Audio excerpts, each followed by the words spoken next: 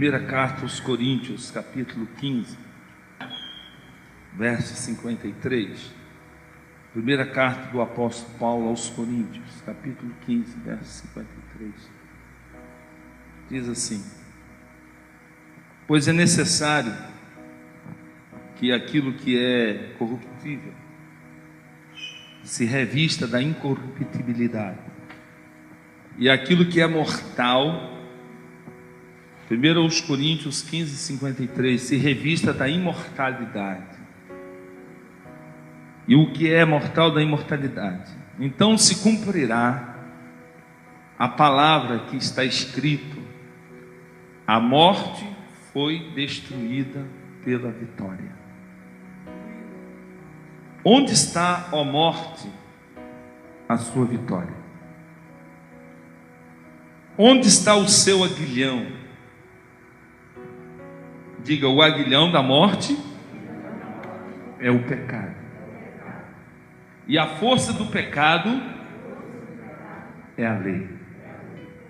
Mas graças a Deus que nos dá a vitória por meio de nosso Senhor Jesus Cristo. Amém. Nós estamos na campanha do sangue de Jesus. Talvez você possa pensar: mas que tem a ver o sangue de Jesus com as minhas necessidades, com os meus problemas, com os meus conflitos? Se tem uma coisa que tem a ver com isso, é o sangue de Jesus. Porque a Bíblia diz aqui que tudo começa a mudar a partir do momento que o sangue de Jesus é derramado. Quando o sangue de Jesus foi derramado por nós, a nossa história ela é dividida no antes e no depois por causa do sangue de Jesus. Antes nós estávamos debaixo da lei. O que é estar debaixo da lei? A lei é a dispensação que antecedeu a graça. Nós estamos na dispensação da graça de Deus. Diga: nós estamos na dispensação da graça. Mas antes da graça, qual era a dispensação que Deus estabeleceu para a humanidade? A lei. O que foi o período da lei? O período da lei foi um período onde Deus mostrou para o homem o quanto o homem era incapaz de obedecer a Deus e de ser feliz pelos seus próprios méritos. Quando a pessoa conseguia cumprir uma parte da lei, ela já não conseguia cumprir a outra parte da lei. Quando cumpria um mandamento, já faltava o outro. Então a lei mostrou quem nós somos. Diga: a lei mostrou quem somos nós. A graça mostra quem Deus é. Amém? Olha que diferença bárbara. É uma diferença bárbara, bombástica. A lei mostrou a nossa incapacidade, os nossos defeitos. A graça mostra a perfeição de Deus na nossa vida. Então, a graça, ela chega a nós a partir do momento que o sangue foi derramado. E o apóstolo Paulo, ele está fazendo aqui um raciocínio. Ele diz aqui, vejam, no verso 53, ele diz que é necessário que aquilo que é corruptível se revista da incorruptibilidade, e aquilo que é mortal da imortalidade. Então, qual que é o futuro que nos aguarda? Sermos revestidos da imortalidade, sermos revestidos da incorruptibilidade. É necessário que esse processo se estabeleça. Por quê? Porque uma vez que a morte foi vencida, quando Jesus morreu e ressuscitou, porque para ele ressuscitar ele teve que morrer, então quando ele ressuscita, ele vence a morte. Jesus foi o único que venceu a morte, e ele venceu a morte por nós. A vitória que Jesus teve sobre a morte não foi para dar espetáculo, não foi para dizer para a humanidade que Deus é maior que a morte. Deus não precisa provar nada para ninguém. Mas quando Jesus venceu a morte, Jesus quis mostrar para nós que se nós estamos nele, na fé dele, tudo que ele passou, quem passou fomos nós com ele.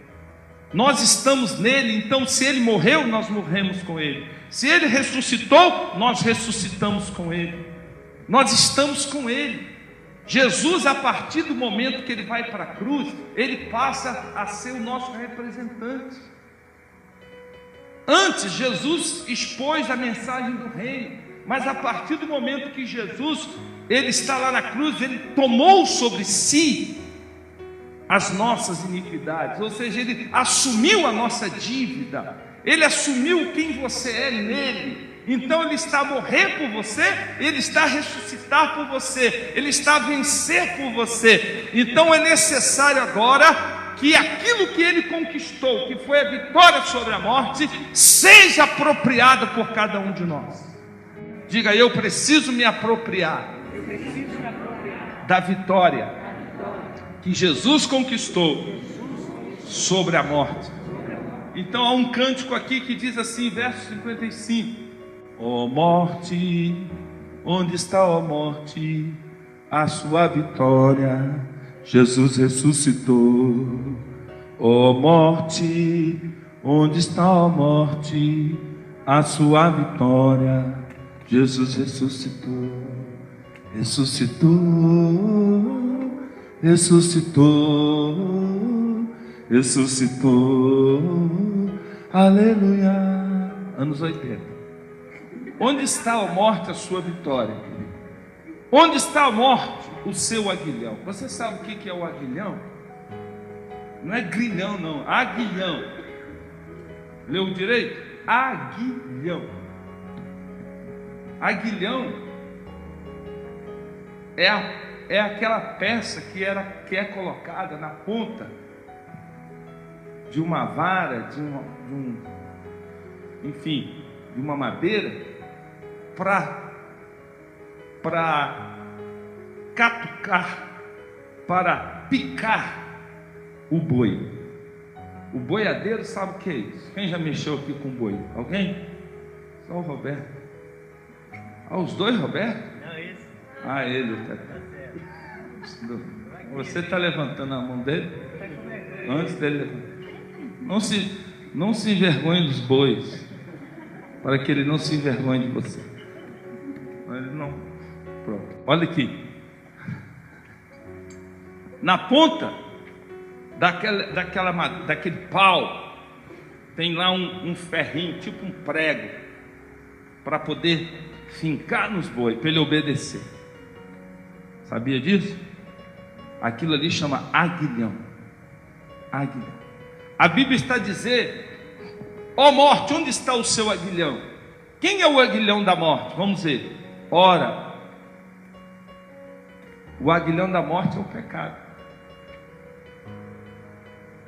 Ou seja, o que proporciona a morte, ou proporcionava a morte na nossa vida? O pecado. Uma vida de pecado, uma vida escrava do pecado, é que traz doenças. O pecado traz doenças. A maioria das doenças que nós contraímos no corpo, ela advém da vida de pecado. Porque o pecado por si só, ele é degenerador, ele destrói todas as defesas do corpo humano. A pessoa pode tomar todas as vitaminas, vitamina A, vitamina B, vitamina C, vitamina D, todas. Mas se ela andar no pecado, ela está vulnerável ao pecado.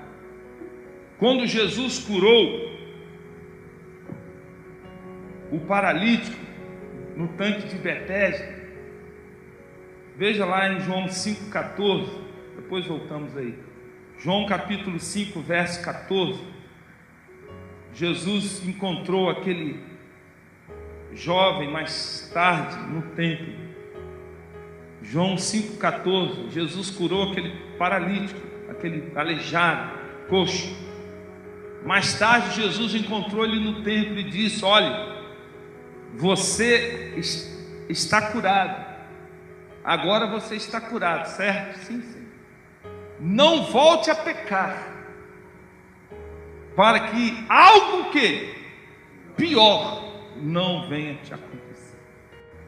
Então o pecado traz doenças. Jesus está dizendo: olha, você foi curado dessa doença, agora fica firme, não peque mais, para que não somente você volte a ser paralítico como você era, mas até uma coisa pior do que aquela que você tinha não volte a acontecer. Então o pecado, ele tira todas as defesas do nosso organismo. Nós ficamos vulneráveis aos vírus. Amém? Quem entende, diga glória a Deus. O pecado, ele traz cancro, traz asmas, traz tuberculose, traz alergia. Aí você pode dizer assim: mas bispo, todas as doenças, elas são oriundas do pecado? Todas não, mas a grande maioria, eu diria que 80% das doenças que atingem o corpo humano advém de pecado. Quando não é pecado moral, é pecado contra o próprio corpo. Quando você não cuida dos seus dentes, isso é pecado. Se você não escova os seus dentes, isso é pecado. Sabia? Você precisa cuidar dos seus dentes, passar fio dental nos seus dentes. Não, o bispo passa um por um, ó. É chato fazer isso, mas tem que fazer. Amém ou não? Glória a Deus. Então, quem não faz isso vai dar cárie no dente, que vai dar uma doença no dente, que vai sentir dor de dente, que vai ficar sentindo dor. É pecado. Pecado contra o corpo.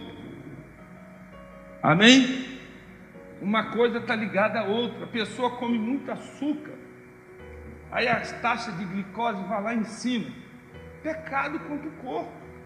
Aí faz o exame e está lá as taxas alteradas, ácido úrico altíssimo, gordura alta, glicose alta. Aí vamos orar. Primeira oração que tem que ser feita: Senhor, me perdoa pelos doces que eu comi exageradamente.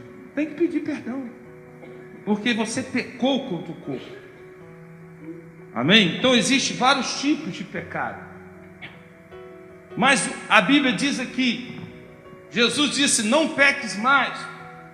Então o pecado é aquilo que mais prejudica as nossas vidas, prejudica a nossa saúde física, prejudica a nossa saúde emocional. Quando você, por exemplo, não perdoa, que é um pecado, diga-se de passagem, não perdoar, você fica uma pessoa doente emocionalmente, presa a alguém, a uma outra pessoa, fica respirando aquilo 24 horas. Ai, que ódio que eu tenho daquele indivíduo. 24 horas você vai dormir pensando naquela pessoa, acorda pensando naquela pessoa que te fez mal. Sabe por quê? Porque você não perdoou. Isso é pecado. Isso está destruindo a sua saúde emocional. Quando você não perdoa, as portas se fecham. Mas não é porque Deus castiga e a porta se fecha, é porque uma pessoa que não perdoa, ela não tem poder para orar e fazer com que o mal saia diante dela. Então Jesus diz: quando você for orar e lembrar que você tem alguma mágoa contra alguém, antes de orar e pedir alguma coisa, perdoa aquela pessoa, para que também a sua oração não seja fraca. Amém ou não? Então o pecado, ele rouba a nossa saúde emocional. O pecado também rouba a nossa relação com Deus. Quando nós estamos em pecado, nossa fé enfraquece, nós temos vergonha de falar com Deus, ficamos tímidos, ficamos acanhados, e não temos ousadia para orar, não temos ousadia para louvar. Chegamos no culto, ficamos assim como uma estátua, parados, estapalados. Por quê? Porque o pecado nos imobiliza, tira de nós a graça, o ânimo, a alegria. Mas quando o pecado ele é removido, quando o pecado ele é repreendido, então nós nos sentimos alegres, nós nos sentimos livres, e nós começamos a levantar nossas mãos, e nós começamos a adorar o Senhor na beleza da sua santidade, e a glória de Deus toma as nossas vidas. Quem concorda, diga amém.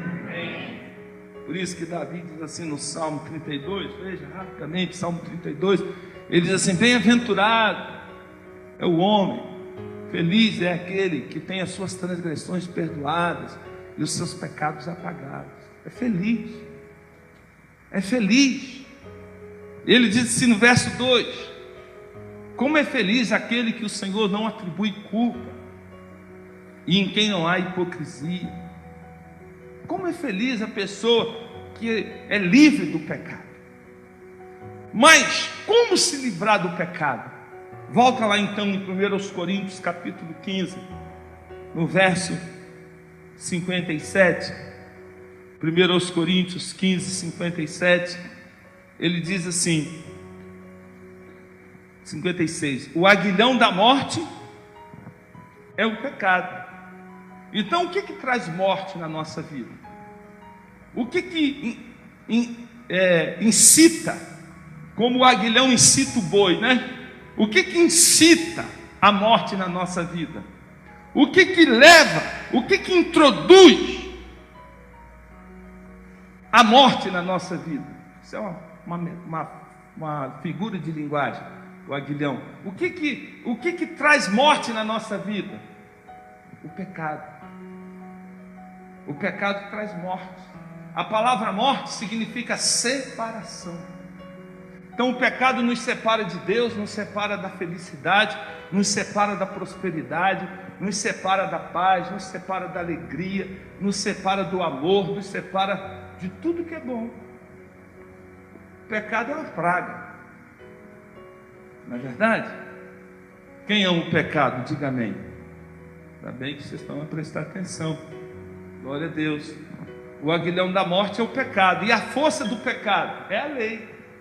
Por quê? Porque a lei mostra que você é pecador, que você é imperfeito, que você não pode acertar sozinho. Então a lei acaba com a gente. E quem não está na graça está na lei ainda. A dispensação mudou, mas para a dispensação mudar, nós temos que mudar, senão nós continuamos debaixo da lei. E tem muitas pessoas neste século, nesta época, que ainda estão debaixo da lei. A graça já está aí, mas ela continua na lei, porque ainda não conhece a graça. Mas olha o que ele diz em seguida: mas graças a Deus, graças a Deus assim de alívio, graças. Quer dizer, é como se esse problemão chamado pecado, esse problemão que gera morte na nossa vida, esse problemão que era a lei que incitava o pecado na nossa vida, que nos destruía, que nos envergonhava, que nos trazia fracasso, derrota e escravidão, graças a Deus, que nos dá vitória sobre o pecado, por nosso Senhor Jesus Cristo. Amém, queridos? Então levante as suas mãos e diga assim: a minha vitória está em Cristo Jesus, está no sangue de Jesus. Olha o que diz 1 João capítulo 3 verso 4. Nós vamos orar agora. 1 João capítulo 3 verso 4 diz assim: todo aquele que pratica o pecado transgride a lei. De fato, o pecado é a transgressão à lei. Pronto, já falamos sobre isso. 5. Vocês sabem que Ele manifestou para tirar os nossos pecados, e nele não há pecado. Amém? Ele quem? Qual o nome dele? Jesus. Nele não há pecado. Verso 6: todo aquele que nele permanece não está no pecado. Todo aquele que está no pecado não o viu nem o conheceu. Coisa muito simples: ou nós estamos nele, ou nós estamos no pecado.